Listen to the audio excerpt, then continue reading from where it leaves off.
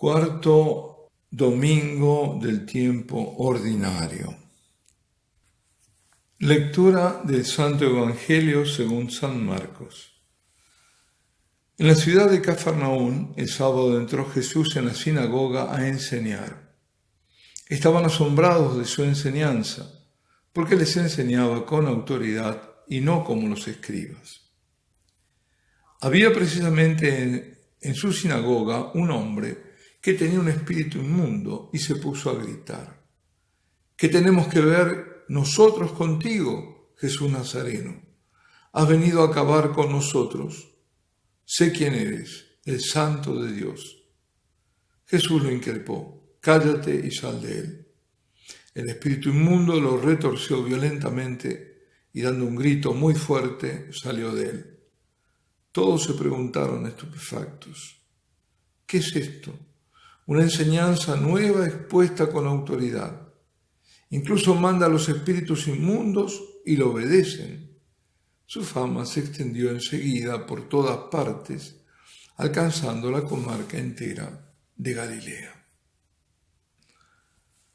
En la primera lectura, Dios dice que suscitará un gran profeta. A través de toda la historia de la salvación, hasta la venida de Cristo, Dios habló a su pueblo por medio de los profetas y le dio su ley por medio de Moisés.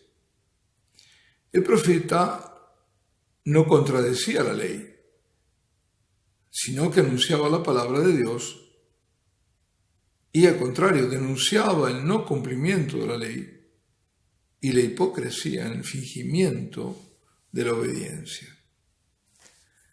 Jesús, el Hijo de Dios, es mucho más que un profeta, puesto que es la misma palabra de Dios que ha asumido la humanidad. Con la venida de Cristo, Dios ya no habla por medio de profetas, sino que habla Él mismo en Jesucristo.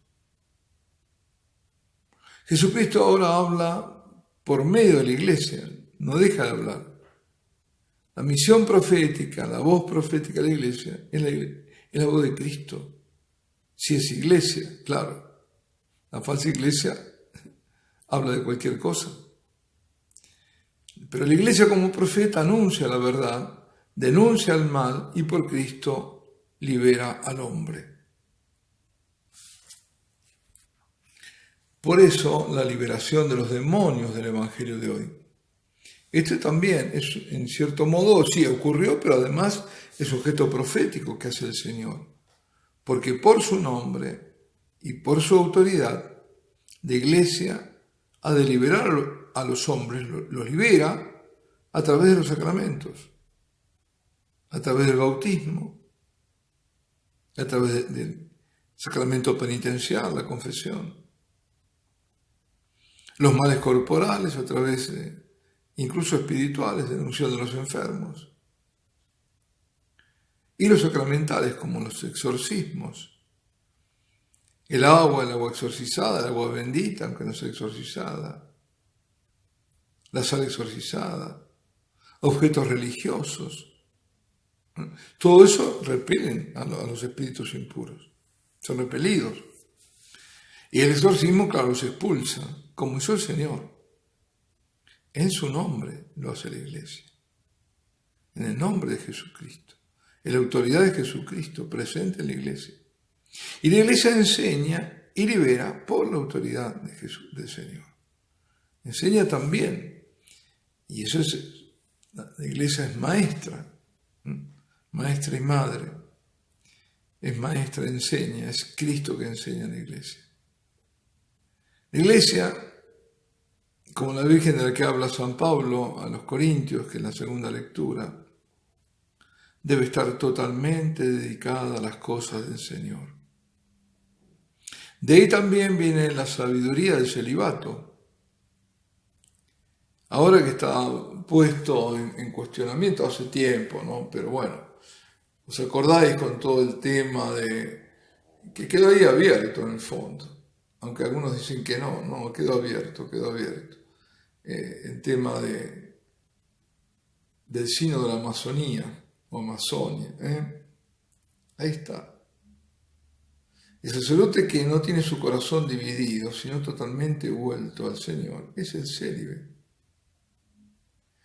La Iglesia no debe buscar ni honores ni prestigio, sino que la Iglesia está comprometida, al estar comprometida con el Evangelio, que anuncia y que salva, está a merced de las consecuencias, como vimos ayer, la barca, la tempestad, toda la hostilidad del mundo y del príncipe de este mundo contra la Iglesia, pero la Iglesia no puede acallar su voz. No puede hacerlo porque es el mandato, si no deja de ser Iglesia. No puede acomodarse al mundo y seguir al mundo y entrar en pactos con el mundo, porque no es Iglesia. La Iglesia recibe el mandato del Señor de llevar la buena nueva a todos los hombres, hasta los confines de la tierra, y a bautizar y a celebrar la Eucaristía en todo lugar y en todo tiempo. Eso es el mandato. En la primera lectura de Deuteronomio, Moisés le preguntaba a los hebreos si había algún otro pueblo que estuviera más cerca de Yahvé cuando lo invocaba. Pues sí, pues nosotros sí. En aquel momento no, absolutamente no, era solo el pueblo hebreo, pero nosotros podemos decir que sí, que nuestro Dios está en medio de nosotros, está tan cerca que más no se puede. Está en la Eucaristía. Más que estar es la Eucaristía es Él. La Eucaristía es Dios que responde a su pueblo, que se le hace infinitamente cercano a través de la Eucaristía, que lo llama al encuentro y lo llama a permanecer con Él. Decir Eucaristía es decir Jesucristo, es decir presencia del Señor. Y decir presencia de Cristo es decir adoración.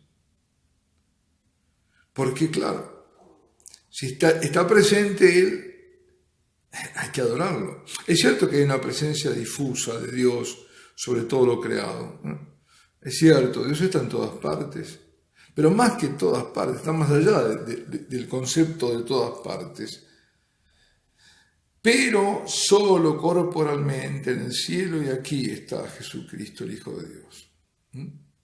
Está con su cuerpo glorioso en el cielo y aquí en la Eucaristía, donde esa gloria no se ve, pero es el mismo Jesucristo. La Eucaristía es la presencia única, real, viva, verdadera, sustancial, eficaz y poderosa de Dios entre nosotros. Tras los velos eucarísticos está Cristo, verdadero hombre y verdadero Dios. Y si Dios está ahí presente, lo adoramos. Y esta es la respuesta y no otra, la adoración eucarística. Son cosas reconocidas, conocidas y no reconocidas en el sentido que no. Son conocidas y vueltas, dichas y redichas, eso me quiero referir. Sin embargo, parece que todo esto se ha olvidado.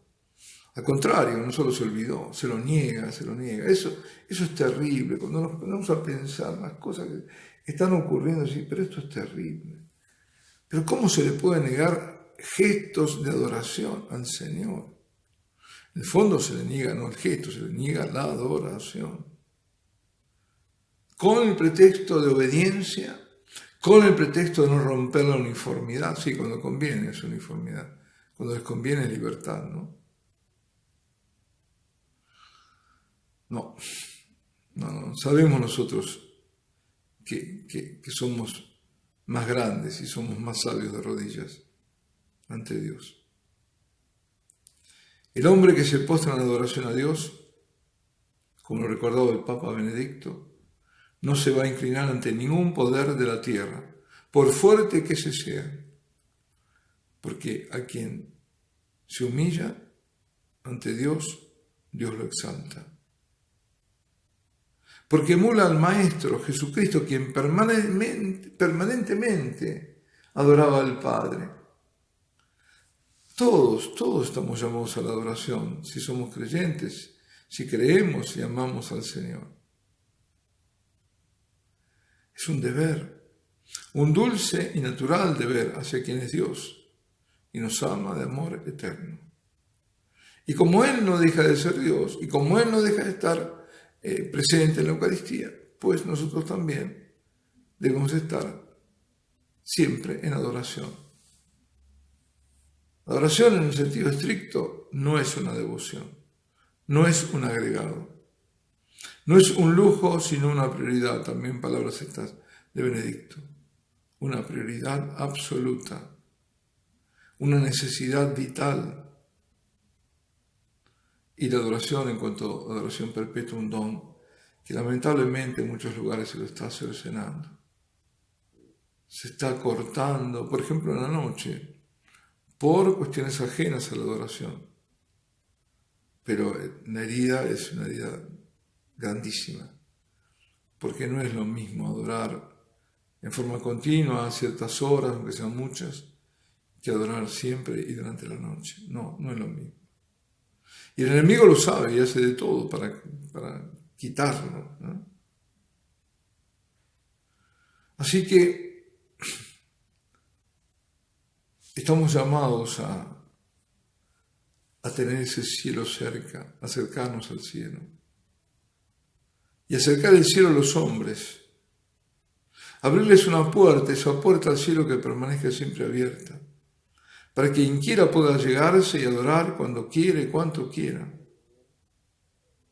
Estamos en tremenda oscuridad.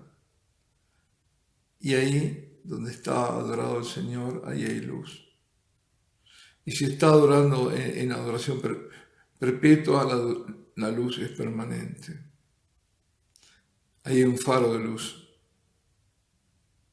Y es faro porque Cristo, como en Belén, recién nacido, alumbraba la noche de la primera Navidad, siendo adorado incesantemente también, incesantemente ilumina el mundo.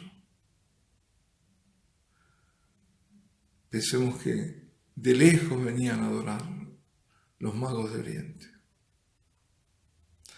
Y nosotros por eso recibimos tanto, aunque no tenemos que hacerlo con ese cálculo, ¿no?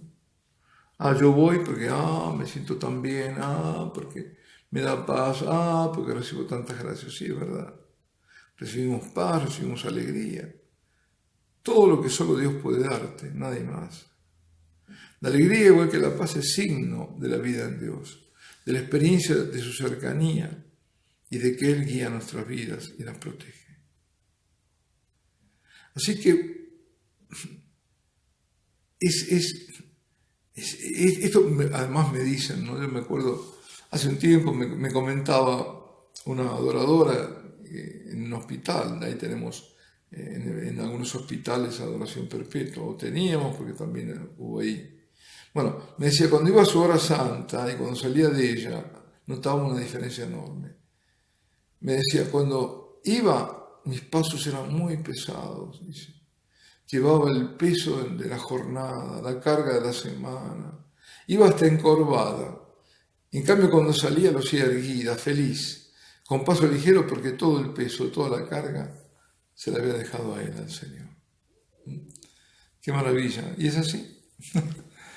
Y tenemos tanta carga que dejar, ¿no? Y tanto para recibir, pero no, es el buen egoísmo, ¿no? Recibir para poder después dar. Porque yo no puedo dar nada bueno, nada bello, nada que no lo haya recibido antes de Dios. Alabado sea Jesucristo y Ave María Purísima. Y la bendición de Dios Todopoderoso, Padre, Hijo y Espíritu Santo, descienda sobre vosotros y permanezca para siempre.